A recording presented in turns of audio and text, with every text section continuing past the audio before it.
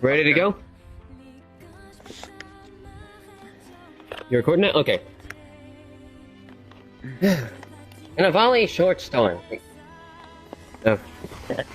Huh?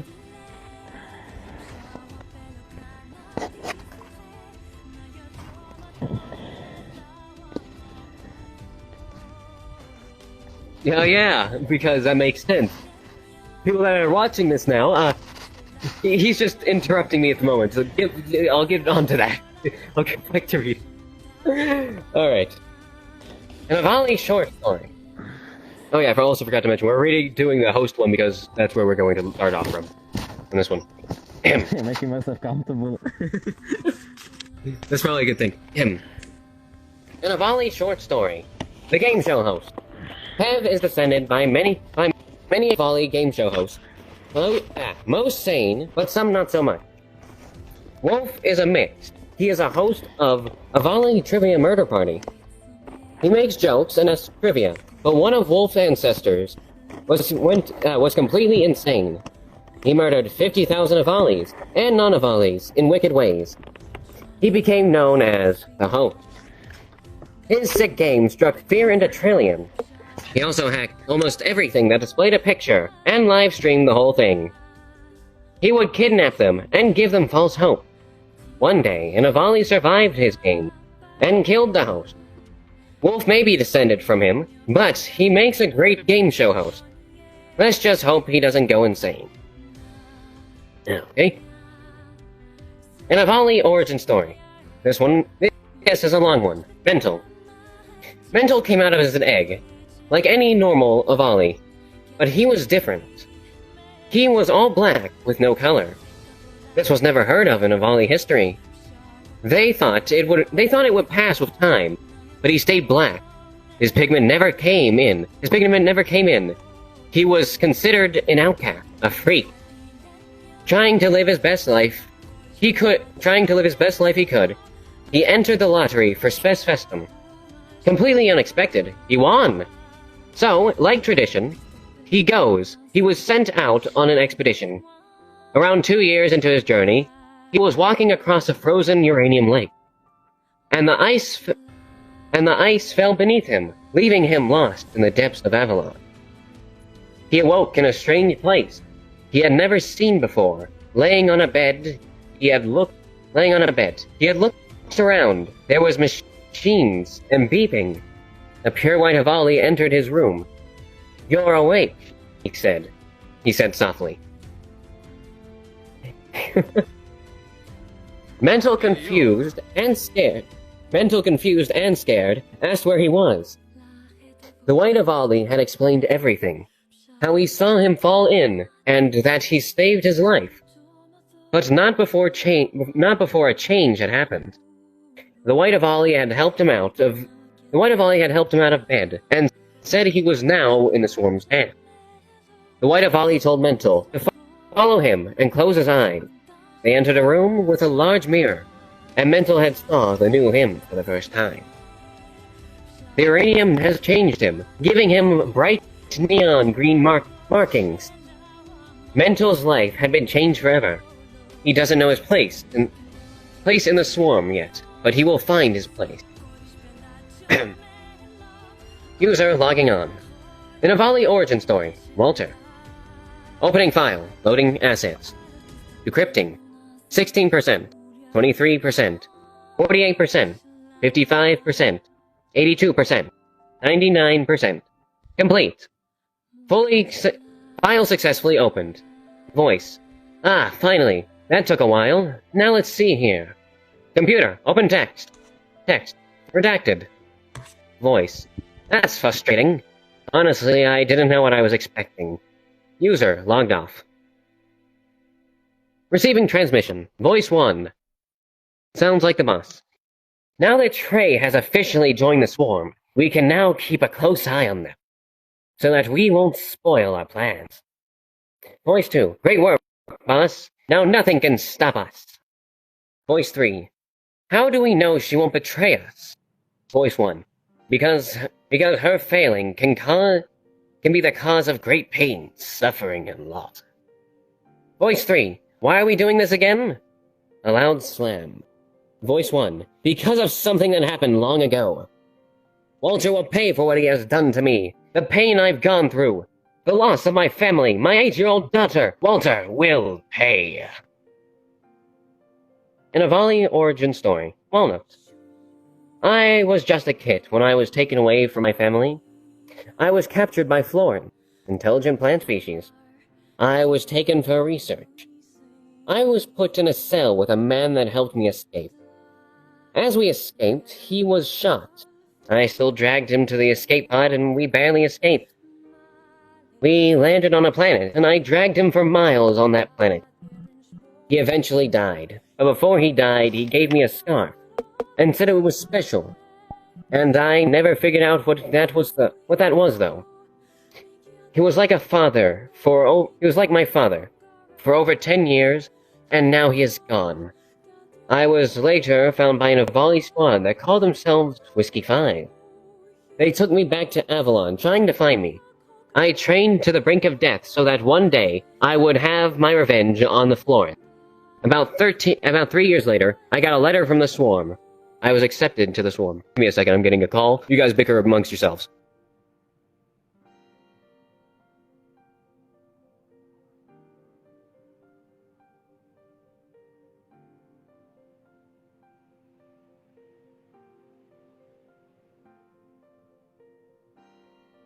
What?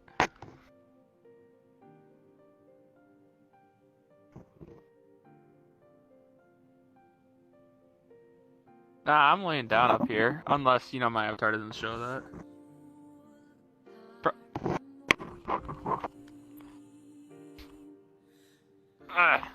Sorry. Give me a second to stand up. I apologize about that. We ready to continue? Shall I continue, I should say? Yeah, I'll lay up. I just fucking... End of commercial. End of commercial! Right. Okay. Now, back to where we left off, folks. An Avali short story. Mental's Log, Day 1. After a good rest, and, well, getting used to being green, I've scared myself like 10 times by looking in the mirror. Walter took me into a back room, and opened some sort of cryogenic ink, and pulled out a scarf. Not knowing why he gave me a scarf, I put it on, and felt like I was outside. It works. Walter said, it's a scarf that keeps us cool when we go to other places. I'm back in my room, and I scare myself again. This is Mental, signing off. Walnut's Log, first day in the Swarm. I was selected to join a squad called the Swarm. I thought it was a pretty weird name. I got to meet a few people in the Swarm. It's a very small group, though. Walter, the leader, seems pretty level-headed and a good Avali. He said something about an old group he was in. Apparently it didn't go very well. He doesn't like talking about it much. And I also met Mental. I wasn't really sure about him, but he seems cool. He also eats about twice as much than everyone else. I'll ask him about that later. But, for some reason, Walter picked me and Mental to be in the High Council. I never understood why he would pick an Avali who was studied on, and doesn't know much about what's going on, and an Avali that's barely older than a kid who fell into a uranium pool. But it's whatever, I guess. We're taking off tomorrow, going to this place called VR Chat. I've never heard of it, but we're going there. I hope Walter won't make me write one of these every day. An Avali short story.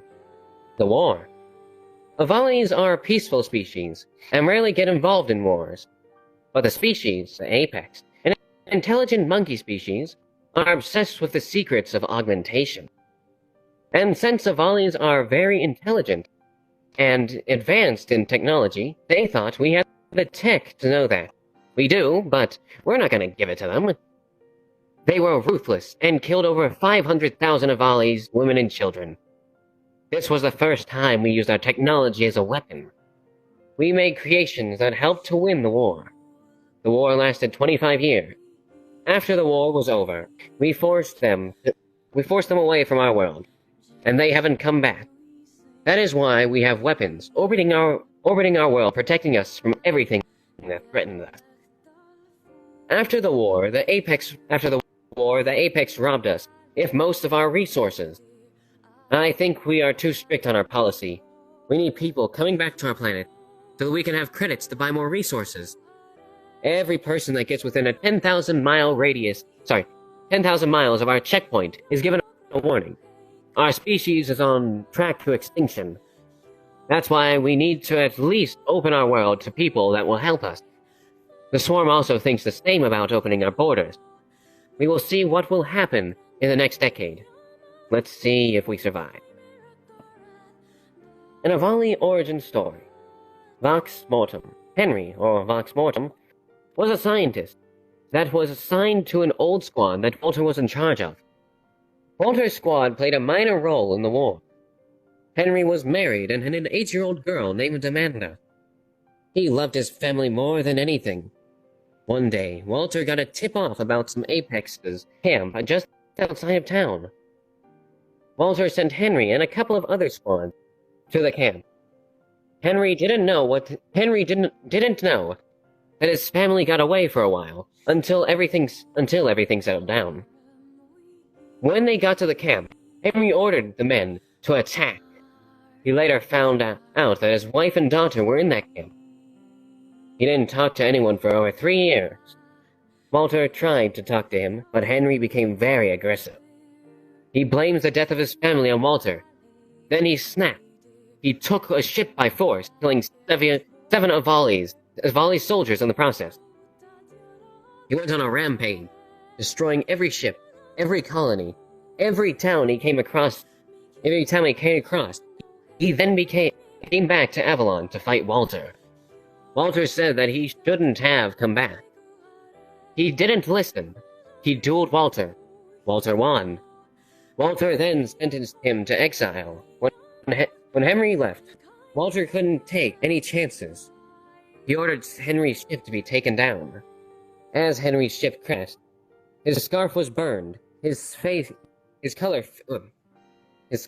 my goodness, I messed that up. His scarf was burned. His eyes singed. His ear almost burned off. Even his color faded because of the smoke and fire. He spent the next 2 years building a ship with some people who volunteered to help him. He then took off. Walter saw him leave that day. He wished that he could have his comrade back, his friend back. But he knew that his friend was dead, and born was Vox Mortem, the voice of death. Vox, looking around, slams the desk. I will make you pay for what you have done to me, Walter. He takes out a photograph. Vox says in a shaky voice, I will avenge you, I promise, Amanda. Vox sobs. In the present day, 2 races compete over Earth, Avalis and Protogens. Long ago, war had broken out between the 2 races. Earth with a big question mark? What? Earth? Let me read. Even after many battles, no one was victorious. Then 2 discoveries were made. First, the discovery of the Ricor race. I think that's how it's pronounced. And the second, the discovery of a very rare and valuable material, found nearby in a mountain on Earth. Both Avalis and Protogens began fighting inside the mountains. Mine for the resources. The Ricors sent a scout to scout the area and to see if there was a peaceful solution. 2 Ricor falling into mountain and starting their journey to end the Avali Protogen war peacefully.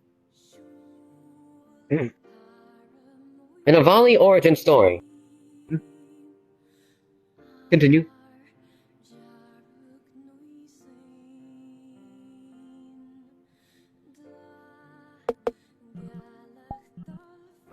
Sorry, say that again? Okay, so you're telling me that it is my order to attack any protogen I find. I'm not sure about that one. Still not 100% sure. Present day, I'm guessing maybe. But who knows? I'm personally not really partaking in the whole battling thing. I'm just sitting back on the sidelines, narrating and... I have a fucking well, spear in my back. I'm a warrior. yeah, alright. An Avali origin story. Trey. Trey was a regular Avali. Only she was the great-grandchild of the host. Her parents were busy all the time and gave little attention to her. At the age of 10, she was on the internet and found a dark website about killing each other. She watched this live until she was 13. Her parents came to know now, and she was watching the video. Her parents immediately shut the computer and yelled at her. The next day, her parents sat her down and told her about her great-grandfather and how they didn't want her to be like him. After they told her this, she was still enraged after yesterday and killed her parents. She felt so alive after killing them. She killed two other people. She then went on to kill 1,000 people within the next 2 months. Jesus Then when Christ, she there was are a lot of fucking rampaging of valleys in the story. Yes, there's a lot The of third death, one. which also tells you the rate of of volleys being born is very high, and there's also a high population. At least from what I'm getting. I mean, there's so many. Oh, I should probably shut up. Yeah, people are going to be watching this and being like, "Can you guys continue reading and stop talking?" No. I mean, because it's 3 a.m. 3 a.m. for me. I shouldn't scream. Oh, my mom's gonna be mad. But it's the third valley that goes rampage. Within the next 2 months, wait. Okay, wait now. When she was 14, someone found her, Vox Mortem. At this time, she had killed over 12,782 people. She is determined to surpass her great-grandfather. Vox had told her that if she helped, he would help her kill as many people as he wanted. If she failed, he would lock her in an asylum that would try to convince her not to kill. The task was spy on the swarm and capture Walter. But it seems that she has joined the swarm, and with the friends she has, she doesn't know if she can complete the mission, and is too scared to tell the swarm about it. We will see in time. It was long ago. Oh god, I screwed that up already. It was long ago, on a not-so-distant planet, when a young Avali princess was born. She lived on a separate planet called Caviera? I'm gonna call it Caviera. I'm sorry if I'm pronouncing this wrong. Caviera. Caviar with vodka. Of course. Caviera was a planet not far from Avalon, and was the birthplace of a different breed of Avali. This Avali breed were known as Rainbow Eater. Oh god, I forgot how to pronounce it. Caveira. Oh god, I'm gonna butcher this name. Caveira was known. I know, Nikki's gonna kill me. Nikki's gonna kill me because I'm pronouncing this wrong. I did. I said sorry because I'm pronouncing this wrong. I most likely am. Caveira was known for its lovely, lush fields and forest. The Avalis that lived there fed off the lush greenery and the lovely rainbow. They had harnessed a way to capture the rainbow and turn them into a delicacy. The rainbow dish was so rare that only a certain Avali family line could afford it. Over time, this delicacy food mutated the family. They started to be born with beautiful rainbow feathers that were softer than the finest silk. The Avalis started to consider these Avalis to be their ruler. One child, however, was born different. Her name was Rainbow Snow. Rainbow Snow had a special pattern on her. that was a light blue in color. She had special little powers, and was very curious about everything around her. As she had grown up, she was a little handful to everyone in her kingdom. She would explore and create her own little show, and create little shows for people. In the sky, she could create bursts of colorful flames. Usually, her show would end in disaster and would cause breathing problems in some of the Avalis nearby. Some Avalis would get dangerously high fevers from her shows. She was always known as the Little Catastrophe. Nevertheless, as a princess, she was pampered. She went through a phase of depression and sat in her room and would make a small burst of colorful fire and make various shapes. She made a small little creature from her fire that she could call a friend. Flash forward to her 186th birthday, and her mother had died at the young age of 548. Her and her father were devastated, but they had to press on. About 10 years later, her father passed away at the early age of 588. Rainbow Snow was crowned queen of her people. She tried to bring cheer back to her people over time. She, by this time, had near perfected her powers, and made safe shows that people had called Rainbow Flamer. She performed those shows every year until 1994 RM. Rainbow was around 246 when one of her shows went horribly wrong. One of the cinders from her flame had landed away in the thickest forest, and a fire began. She rushed over with some Avali soldiers and tried to put out the flame. With no luck, Rainbow rushed back to the town and told everyone to grab the stockpile of food and grab as much plant life as they could. She led them into her castle and let them stay there as she watched in horror as the lush greenery of her planet burned to the ground from her doing. The incident had gone down as the Great Fire of 94A. 94, okay. A few years had passed, and the Avalis had managed to rebuild a little, but was living off rations. Rainbow had gotten married to a lovely Avali male named Ashton. I apologize if I pronounced that wrong. They realized they had to venture out to get food from somewhere else. Not only were they going to eventually run out of rations, but they had started to run low on other essentials. They had constructed a way to escape the planet and decided they needed to send someone out to get what they needed. They formed a mission control, and Rainbow volunteered to venture out to get resources. Before she left, she gave a speech to her people. "My people, we are going through the darkest times in history, and it's my fault. So I will be heading out to make amends. I will be traveling thousands of light years away to an alternate dimension, where I will find us more food and resources. I will leave my husband Ashton in charge while I'm away. Stay strong, my lovely Avalis." She told them. With a look at her husband and the crew of Avalis that would be sending her out into space, she left.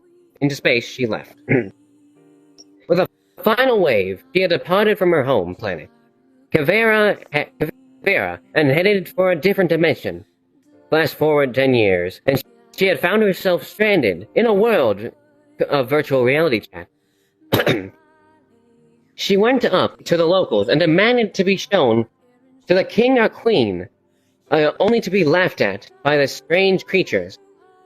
"And why should we do that?" they asked her. "Well, because I'm the queen of Kavaria, a distant land in an alternate dimension. I am the queen of the valleys of my planet, and I demand you take me to your king or queen. My planet is in dire trouble, and I have no way of returning unless I get help," Rainbow told them. "Well, newsflash, little Miss Avali Queen Nobody. Avali Queen, nobody cares that you're queen of some faraway stupid planet. that no one has ever heard of. And first of all, we don't have kings or queens. And second of all, find a way to solve your own issues on your find a way to solve your issues on your own. They snarked back. Rainbow Snow, being crushed by this, decided to explore and look for help. When she ran into another group of Avalis that went by the name the Swarm, she talked to them. Their leader had joined them, but she had to start from the bottom. Mission control. Mission control. Mission control to Rainbow Snow. Mission control to Rainbow Snow. Come in, Rainbow Snow. Come in, Rainbow Snow. Over. Rainbow Snow. Rainbow Snow here. I hear you loud and clear. Over. Mission control. How are you holding up in there? Over. Rainbow Snow. I'm doing alright. We still have a steady supply of rations left. Over. Mission control. What's your approximate location? Over. I'm currently in sight of... She proceeds to look down at her notebook. Ah, yes, the world of virtual reality chat. Over. Great, we're going to send you there. There are plenty of resources on that planet. Can you give us a rough estimate on how long it may take you to reach the planet? Over. Copy that. I'm estimating... Sorry, Rainbow Snow. Copy that. I'm estimating it will be at least 3 more days before I reach the atmosphere. Over. Mission control. Okay, check back in when you reach the atmosphere. Mission control over and out. Rainbow Snow. Copy that. Copy that. Rainbow Snow over and out. Sorry. Mission control. Mission control. Mission control to Rainbow Snow. We read you loud and clear. Have you reached the atmosphere? Over. Rainbow Snow. Yes, I have reached the atmosphere. Permission to enter. Over. Mission control. Permission granted. Over. Rainbow Snow. Copy that. Entering the atmosphere. Over. Large static noise. Mission control. Mission control. Mission control to Rainbow Snow. Mission control to Rainbow Snow. Do you read me? Over. Mission control. Rainbow Snow. Do you read me? Rainbow Snow. Over. Rainbow Snow. Rainbow Snow. Rainbow Snow. Mission control. Catastrophe failure. Leaving via escape pod. Crash landing. Unending static. Receiving transmission. Vox. Sorry, Vox. Trey, come in. Static. Vox. Trey, come in. God dang it, Trey, you better answer me right now. Trey. What do you want, Vox? Vox. It's been 2 weeks. Why have you not responded? Trey. I've been busy, sir. Vox. I've been busy. You mean you haven't progressed at all? Trey. No, it's just, they haven't told me anything. Vox. Then make them tell you. Trey. No, I mean, they're pretty strong-willed. They won't tell me anything if I tortured them. Vox. Trey, you better not be feeling for them. Trey. What? No, you know perfectly well I don't have feelings. Vox. Trey, if you don't kill them or get me in...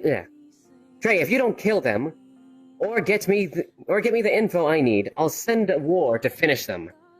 Trey. No, why him? Why them? Vox. Because I know they will get it done. Trey. I'll do it myself, Vox.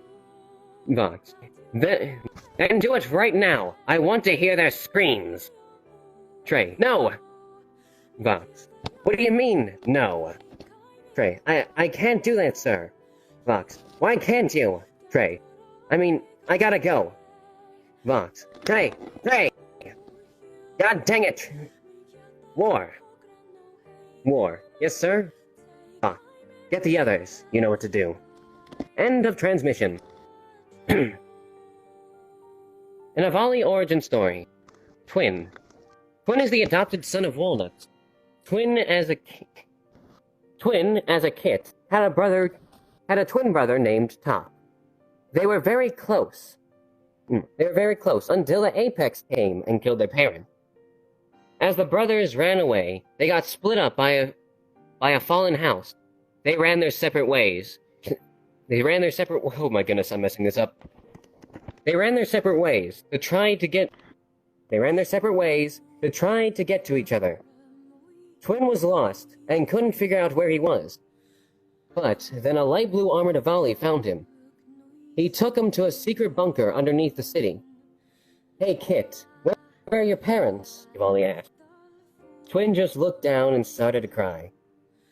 Oh well, the Avali took off his helmet to reveal a light blue Avali that was brighter than the armor. I'll take care of you until we figure something out, okay? Twin still looked down and nodded. What is your name? Mine is Walnut. Twin was hesitant, but he said, Twin. He stammered. Well, Twin, I think we'll get along just fine, he smiled. Just about a year later, Walnut adopted Twin. Twin was determined that he would be just like Walnut. He trained hard for over 4 years. He followed his father's footsteps and joined the army. About 3 years later, Twin, with the help of Walnut, got to join the Swarm Squad. Now Twin won't be alone again. An Avali origin story. Walter. Va. Okay, holding. Oh, thank goodness, my hands are getting numb.